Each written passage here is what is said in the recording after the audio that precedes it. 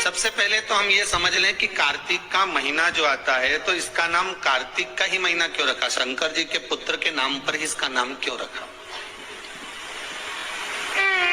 भाई पुरुषोत्तम मास आता है, अधिक मास आता है, तो हम कह देते हैं कि भगवान नारायण ने अपना नाम, भगवान कृष्ण ने अपना पुरुषोत्तम नाम उस मल मास को दिया था, इसलिए उसका नाम पुरुषोत्तम मास है, अधिक मास है। पर कोई आपसे पूछ ले कि ये जो कार्तिक का महीना आता है तो ये शंकर भगवान के पुत्र का नाम है, कार्तिक है, फिर ये इस महीने का नाम कार्तिक क्यों रखा गया, उसका कारण क्या था? तो सर्वप्रथम इस महीने को कार्तिक मास इसलिए कहा गया क्योंकि ये वो महीना है जिस महीने में भगवान कार्तिकेय ने तारकासुर का संहार किया था। घड़ी शिव ने बनाई, पल शंकर जी ने बनाया। घड़ी, पल, समय, नक्षत्र, वार, तिथि, महीना, वर्ष सब शिव का बनाया हुआ। सारा की सारा सृष्टि का जितना ये घड़ी, पल, समय, सब महीने, 2 महीने, साल, ये सब शिव के बनाए हुए हैं। जब सब शंकर जी ने बनाए तो प्रभु रजिस्ट्री कराना। रजिस्ट्री किस चीज की? कि 12 महीने जो आपने बनाए हैं उसमें से 1 महीना आपके बेटे के नाम करना। होगी रजिस्ट्री?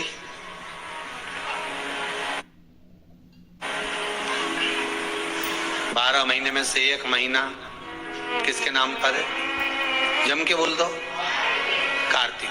बाकी के सारे महीने उठाकर देख लो, पूष, माघ, चैत्र, अश्विन, जितने भी महीने देखोगे किसी देवता के नाम पर नहीं, केवल 1 महीना, और एक वो 3 साल में 1 बार आए। कौन सा? अधिक मास। वो भी भगवान ने दिया, और वो 12 महीने में नहीं आए, वो तो बीच में फंस जाए, इसलिए उसका नाम है 12 से अधिक, इसलिए उसका नाम अधिक मास। तो भगवान कृष्ण ने उसको अपना नाम दिया पुरुषोत्तम। पर बाकी के 12 महीने निकाल कर देख लो आप, माघ मिलेगा, पूष मिलेगा, चैत्र मिलेगा, वैशाख मिलेगा, अश्विन मिलेगा, सारे महीने मिलेंगे, मल मास, अधिक सब मिल जाएंगे, पर देवता के नाम से कोई मास नहीं मिलेगा। देवता के नाम से अगर कोई मिलेगा तो केवल 1 मिलेगा, वो है कार्तिक मास। क्योंकि यहाँ प्रॉपर्टी में लिख दिया गया, सील ठप्पा लग के सिग्नेचर होके ठप्पा। के लोग कार्तिक के महीने में तारा स्नान क्यों करते हैं? कौन सा स्नान? तारा स्नान। तारा स्नान का मतलब मालूम है? जम के बोलो है? तारा स्नान का मतलब क्या है? अंधेरे में स्नान, मतलब सूर्य का प्रकाश आए उससे पहले ब्रह्म मुहूर्त में सुबह सुबह स्नान कर लेना। तो तारा स्नान का मतलब कार्तिक महीने में क्यों वर्णन किया गया, तो उसकी भी एक कथा है महाराज, बड़ी सुंदर चरित्र है। एक बूढ़ी माँ थी, रोज प्रतिदिन तारा स्नान करती थी, उसका नियम था।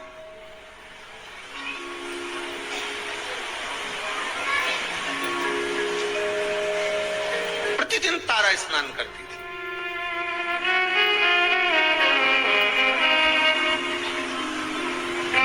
अच्छा, तारा स्नान का भी बड़ा महत्व है महाराज जी। समय के अनुसार हो जाए तो ठीक है। तारा स्नान, कौन सा स्नान? कार्तिक की, अगर आपके पास में कार्तिक महत्तम की किताब होगी उसमें भी लिखा होगा, स्कंद पुराण पढ़ोगे या विष्णु पुराण पढ़ोगे उसमें भी लिखा होगा तारा स्नान का महत्व। कौन से स्नान का? तारा स्नान का। तारा स्नान का महत्व में वर्णन लिखा है।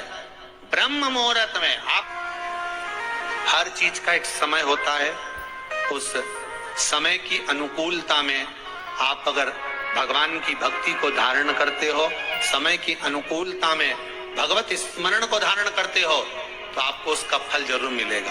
ब्रह्म मुहूर्त का स्नान लिखा है तो ब्रह्म मुहूर्त में करिए।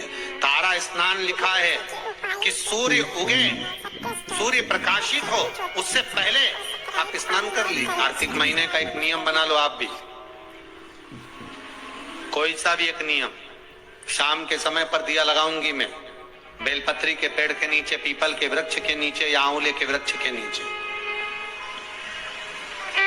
वहां लगाने नहीं जा सकती तो अपने दरवाजे के बाहर लगाऊंगी, तुलसी के क्यारे में लगाऊंगी। ये भी नहीं कर सकती, परिंदे पर दिया लगाऊंगी, जहां पानी का मटका हो, हंडा हो, वहां लगा दूंगी। ये भी नहीं कर सकती तो पूरे कार्तिक के महीने में दरवाजे पर मैं पानी छीटूंगी।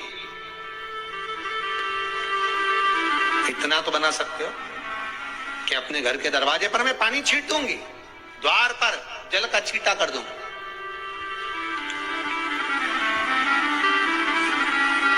ये भी नियम ना बने तो मैं प्रतिदिन ठाकुर जी को एक तुलसी का दल समर्पित कर दूं। तुलसी का दल किसी भी महीने के अंतर्गत प्रसंग में आपने नहीं सुना होगा कि भगवान विष्णु और भगवान शंकर का मिलन हुआ, पर कार्तिक महीने की बैकुंठ चतुर्दशी का दिन एक ऐसा होता है जिस दिन शंकर और शिव, शंकर भगवान और भगवान विष्णु का मिलन होता है।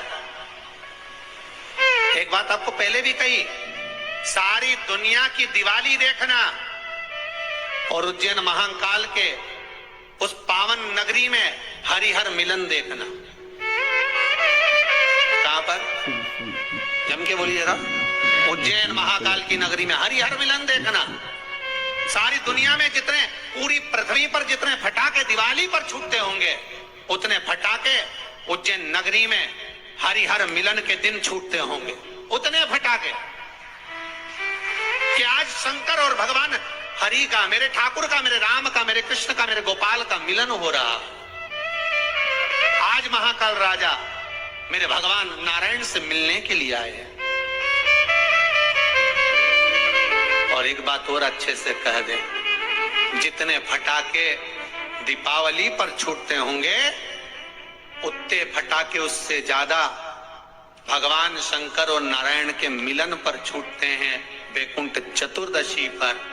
और जितने फटाके बैकुंठ चतुर्दशी पर उज्जैन महाकाल की नगरी में गोपाल जी और महाकाल के मिलन पर छूटते होंगे, उससे ज्यादा फटाका जिस दिन भक्त और भगवान मिलता होगा उतने छूटते होंगे। उससे ज्यादा फटाके तब छूटते हैं जब एक भक्त का मिलन भगवान से होता। एक निर्मल मन का जीव जब परमात्मा से मिलन करने के लिए जाता। शिवाय नमस्तुभ्यम। हर हर महादेव। पूज्य प्रदीप मिश्रा जी के उपाय और कथा सुनने के लिए मेरे चैनल को लाइक, कमेंट और फॉलो जरूर करें। मेरा चैनल है धार्मिक वीडियो सीरीज।